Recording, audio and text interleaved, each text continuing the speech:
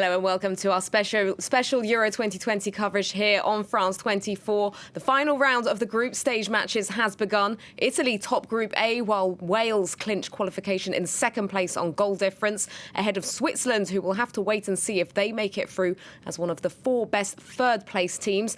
To talk about all the action on day 10, I'm joined on set by James Vasina from our sports desk. A 10-man Wales clung on in Rome against Italy to scrape through to the last 16 in the second place in that group on goal difference. Their 1-0 loss to the Azzurri was enough to secure automatic qualification, though it was under threat by Switzerland's affront against Turkey. Italy looked comfortable despite making 8 changes ahead of that game. Matteo Pessina puts them ahead late in the first half. Shortly after the break, Wales defender Ethan Ampadu was then sent off for stepping on Federico Bernardeschi. The Dragons managed to hold on and not concede a second. That win for Italy extends their unbeaten streak to 30 matches. They will face Group C's runner-up at Wembley on Saturday, while Wales will place Group B's runners-up in Amsterdam on the same day. James, that's a third win in Italy in their group stages. Can we safely say that puts them up there with the big favourites? Yeah, I think it definitely does. As you said, just there, 8 changes in the team compared to the last game. Look how well it went for them. Among those changes, of course, Verratti, Pessina. Pessina played, just a few minutes in the last game, but not very much. And they were instrumental in that one and only goal. So clearly things going very well. A very, very strong defence again, blocking most of Wales' attempts. A lot of it going on in Wales' half of the pitch. That extends the Italian sides to 30 unbeaten games. So Mancini clearly getting something right. He wasn't the only one after that game, definitely feeling much more confident. I think we can take a listen to the next extract from the press conference from just before. We're thrilled. We're living in the moment. We're happy to be together, to be here. And whoever we'll meet in the round of 16, we will fight against everybody. As for being among the favorites, as I said earlier, it's only right for us to dream big, because we're here to lift the trophy. So confidence definitely coming into Chiesa there. So a perfect start really for Italy. You look at it that way. Obviously more tests to come, but perfect start, 3 wins. You can't ask for more. Indeed, definitely up there with the big contenders now. We'll mention Wales as well. They've done very well to finish second. Could we see a repeat of 2016 where they made it to the semis? Could we see that? I mean, look where it is today. 1 win, 1 draw, 1 loss, and they finished in second place. So, that's a decent... It's what they've, they're happy to have come for that. Robert Page even saying, that today's loss was actually a win for them to finish there. So clearly they're satisfied with it. It's great. And today, in the position that they were, when they were down to 10 men, they needed to defend. They did that. So, that was a success. Obviously, there are going to be some frustrations. Gareth Bale's miss there. That will be reminiscent of his penalty against Turkey. Joe Allen is going to feel very frustrated because was that foul necessary? A foul that led on to the goal. Obviously, some frustrations there, but their next game will be decided tomorrow in the round of 16. I looked up, a little bit on the schedule. They could, if things go well, possibly face the Dutch in the quarterfinals. That obviously is going to be another test. But definitely, with the players that they benched today, the spirit is there. I think they can definitely get around at least to the quarters. All right, and that leads us very nicely onto Group A's other game. Switzerland face a rather anxious wait to see if they can make it to the last 16, despite their 3-1 victory over Turkey.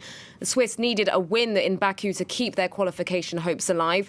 Haris Seferik hits the ground running with a goal early on. Jadon Sakiri added a second in the 26th minute. Turkey did pull one back just after the hour mark. It was their first goal of the tournament, but a second from Sakiri secured the win for Switzerland. James, a lot of people label Turkey as the dark horses before this tournament kicked off. They've been a massive disappointment. They're crashing out with 0 points. What went wrong? Yeah, well, I mean, it's been more than just a rough ride, hasn't it? I mean, as you say, the first goal of the tournament today on their exiting match. So things have not gone well. And I think, though, that tag of the dark horse was justified when you look at it, because they came into this second of their qualifiers group. They beat France in that. You beat the world champions. Normally things are going well on your side. It's looking pretty decently. And today on paper, this game was supposedly more level, of course, than the Italy-Wales one, but that wasn't the case at all. Turkey completely dominated. Their hopes, obviously, in this tournament were high. Thinking, of course, for example, for Yilmaz, hoping to bring a bit of that spirit that he got from Lille this season, having won the Ligue 1 over there in France. And he's not the only one from the squads, but that has not worked out. Their defence wasn't there.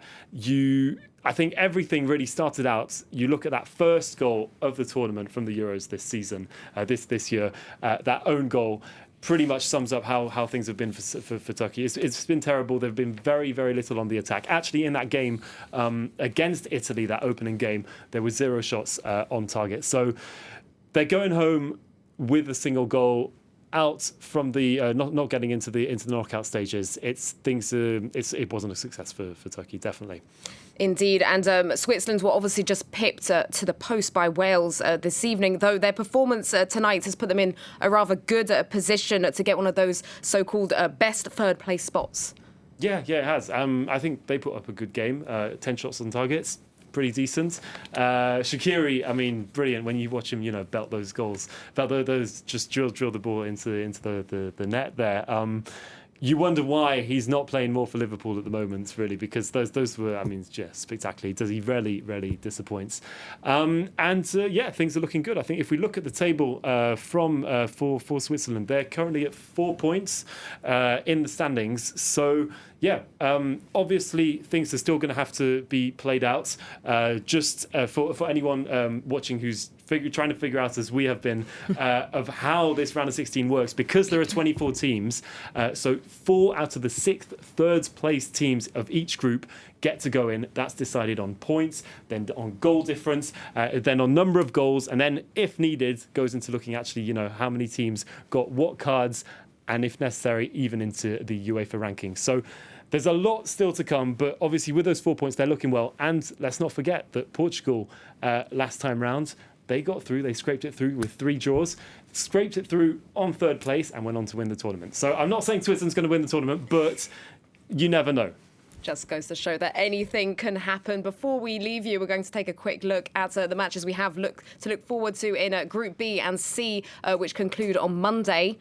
Already qualified Belgium look to top their group as they face Finland in Group B. The Red Devils are resting Torgan Hazard after he took a knock to the knee. His brother Eden will be taking his place in his first start of the tournament following fitness concerns. Finland's manager has said the game is the most important in their history as they chase a place in the last 16. A win would see them through. They're locked on 3 points with Russia, who face Denmark. The Russians would be through with a win or a draw if Finland lose against Belgium. In Group C, the Netherlands have already booked their place in the knockout stages. They face the already eliminated North Macedonia and will top the group with a win. And that sets up a crunch game between Austria and Ukraine, who are both on 3 points. And the winner there would secure their place. Quickly, James, who do we think is going to get the second spots, assuming that Belgium will top Group B and assuming that the Netherlands will top Group C?